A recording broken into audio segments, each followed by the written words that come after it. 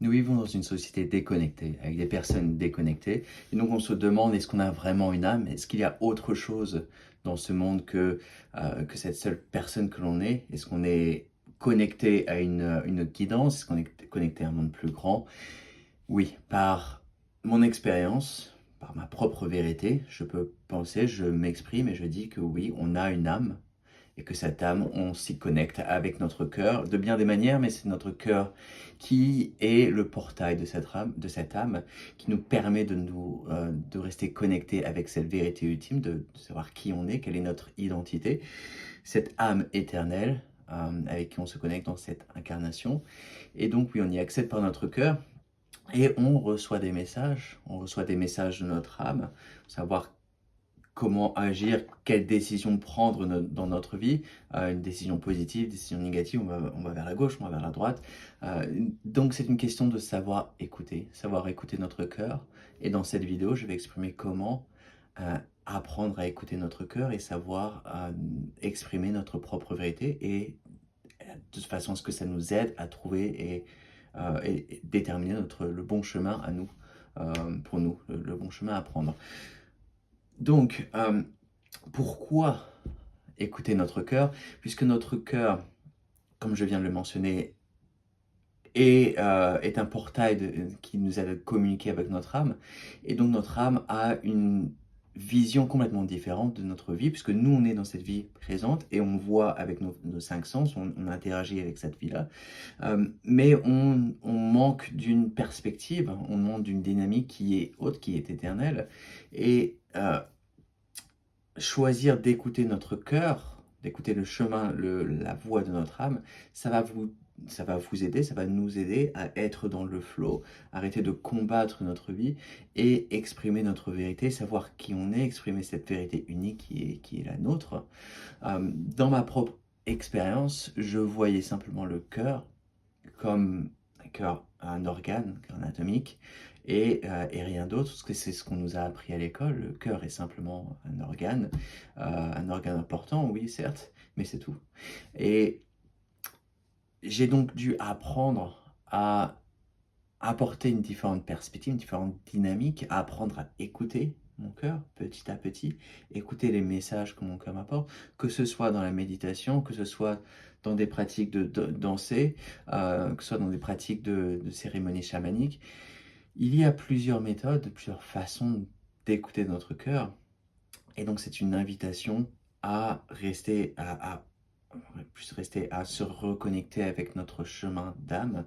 Et donc j'ai appris à changer mon centre de décision depuis mon mental, depuis ma tête vers le cœur. Donc oui, on a exprimé que nous sommes une âme éternelle, et que cette âme choisit une incarnation, choisit un corps physique, un mental également, pour pouvoir s'exprimer dans ce monde physique dans lequel on est, dans ce monde matériel. Et notre âme, notre signature d'âme a une identité unique, une signature unique. Notre âme est unique, et donc apprendre à se connecter avec notre âme, écouter les informations de notre âme, c'est apprendre à canaliser cette information unique, et cela va nous aider dans notre vie présente à prendre nos décisions, et ça va également aider avec notre interaction avec d'autres personnes, puisqu'on va exprimer notre vérité, on va s'exprimer pleinement qui on est, et on va aider dans ce monde physique, on va aider à apporter cette dimension d'âme, cette dimension sacrée, créer un espace sacré également avec notre cœur. Parce que notre cœur est, pour moi, la partie la plus importante de notre corps, puisque je viens de l'exprimer, c'est un centre de décision extrêmement important. C'est un centre qui permet de recevoir les informations de notre âme, qui permet notre âme communique avec nous depuis notre cœur, mais on peut apprendre à communiquer avec notre âme depuis notre cœur. Et c'est également avec notre cœur que l'on communique avec la guidance, que ce soit notre guide spirituel, nos âmes d'en haut, maîtres ascensionnés, etc.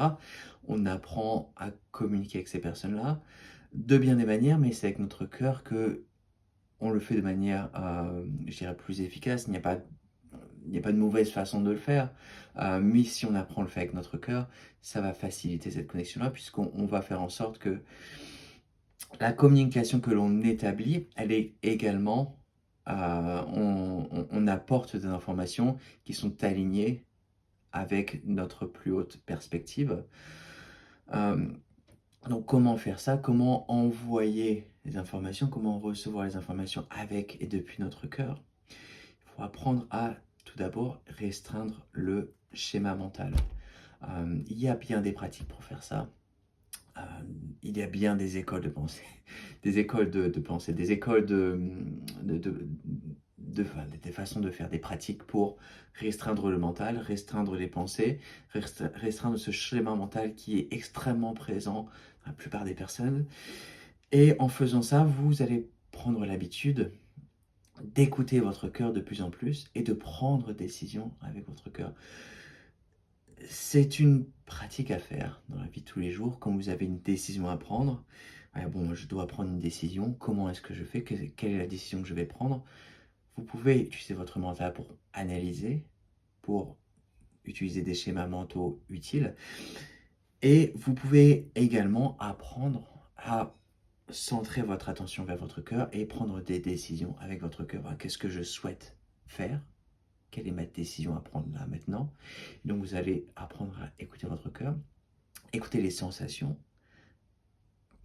que vous ressentez depuis votre cœur, mais également écouter à faire confiance au message, faire confiance au message que vous recevez.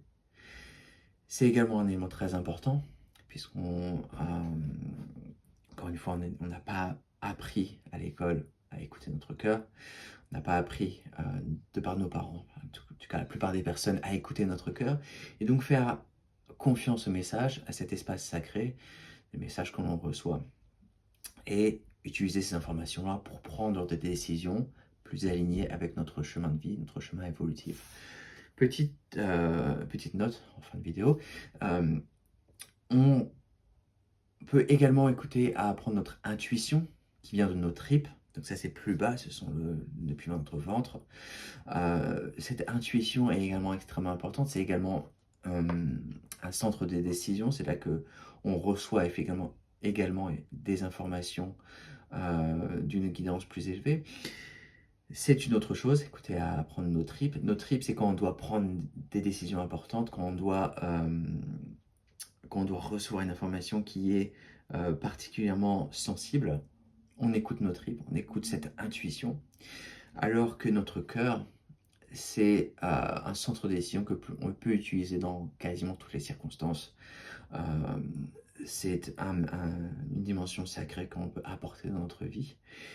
Et enfin, oui, quand vous apprenez à écouter votre cœur, vous allez vous rendre compte que votre vie, votre chemin de vie, vos décisions, ce qui se passe dans votre vie, les personnes qui interagissent avec vous, votre milieu de travail, votre famille, toute relation devient plus alignée, et votre vie sera beaucoup plus facilitée. Je parle par expérience, mais je parle également en observant les personnes autour de moi qui ont appris la même pratique de utiliser ce centre de décision qui est votre cœur pour être plus aligné avec votre vie telle qu'elle est censée être. Voilà, votre vie, votre chemin d'âme. Voilà. Merci pour avoir regardé cette vidéo et on se dit à bientôt.